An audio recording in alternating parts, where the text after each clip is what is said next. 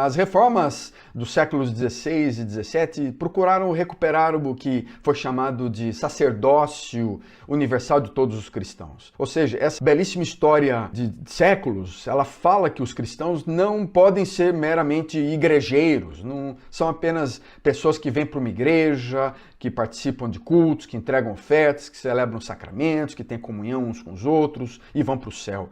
No século XXI, especialmente, pós-pandemia, a gente precisa recuperar um chamado mais integral. Há uma igreja reunida nos templos, no domingo, sim, mas há essa igreja dispersa todos os dias da semana, em todos os lugares, fora do saleiro, usando a metáfora de Jesus Cristo. O evangelho cristão, então, nas palavras de Niebuhr, um teólogo americano, fala que transcende todas as situações sociais particulares, emocionais, pessoais, e não pode ser só pregado com poder por uma igreja que pensa em si mesma, mas ela é pregado com poder por uma igreja que carrega a sua parcela de responsabilidade em todas as situações imediatas nas quais homens e mulheres estão envolvidos, no sentido de estabelecer paz, implantar justiça, aperfeiçoar essa justiça na sociedade num espírito de amor.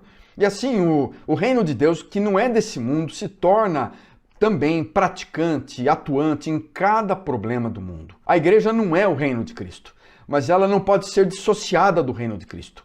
Ela é uma concreta expressão, ela é uma expressão densa, uma colaboradora principal de Deus na redenção da humanidade. É a sua comunidade, onde o Senhor reina e que esses cristãos reunidos e depois espalhados pela cidade devem servir como agentes sagrados de mudanças nas esferas sociais, políticas, econômicas, onde trabalham e transitam. E isso vai resultar em transformações, mesmo que no nível pequeno, apenas do seu entorno, nós somos pessoas cristãs que não apenas nos reunimos para adorar, mas estamos esparramados para servir. Ser um cristão é então declarar constantemente essa supremacia de Deus nas palavras, nas obras e na extraordinária vida habitual, no tempo todo, em tudo que fazemos, em todos os lugares. A influência cristã é a mediação dos valores de Cristo, do reino, na sociedade, através desse chamado cristão. Então, quando nós estamos ativamente cumprindo essa vocação, a consequência natural será o testemunho, serviço, dedicação à sociedade onde a gente vive.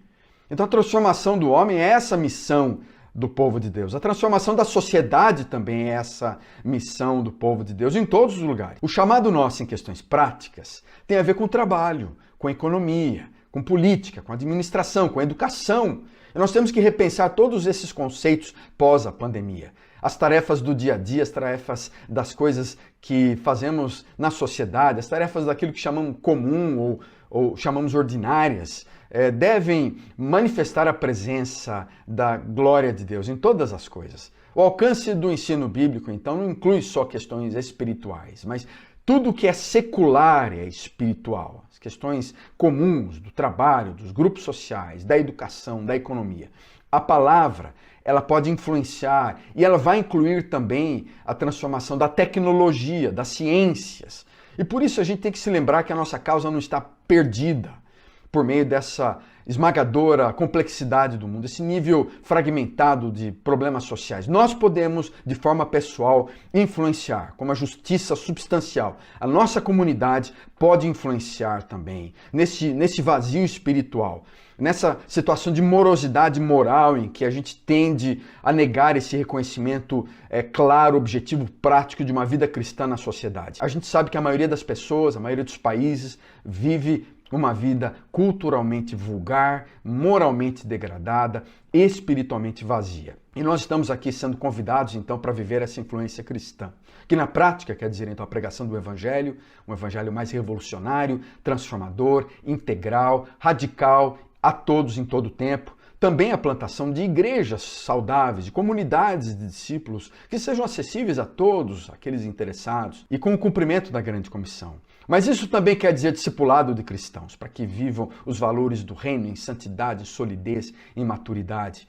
E também deem formato ao reino de Deus na sua comunidade. Isso vai muito mais além da vida da comunidade, nós falamos sobre isso, muito mais do que pregação, relacionamento entre os cristãos nas igrejas locais, das células e grupos pequenos, mas quer dizer também mediação dos valores do reino de Deus e inclui, como cristão, todas as áreas, pessoais, institucionais, sociais, profissionais, políticas e religiosas. Todas devem ser tocadas pela obra renovadora de Jesus Cristo. O chamado, então, não é apenas para uma vida espiritual e para o céu, mas é para engajamento em todas as questões sociais. Não é simples militância política, mas é um novo estilo de vida.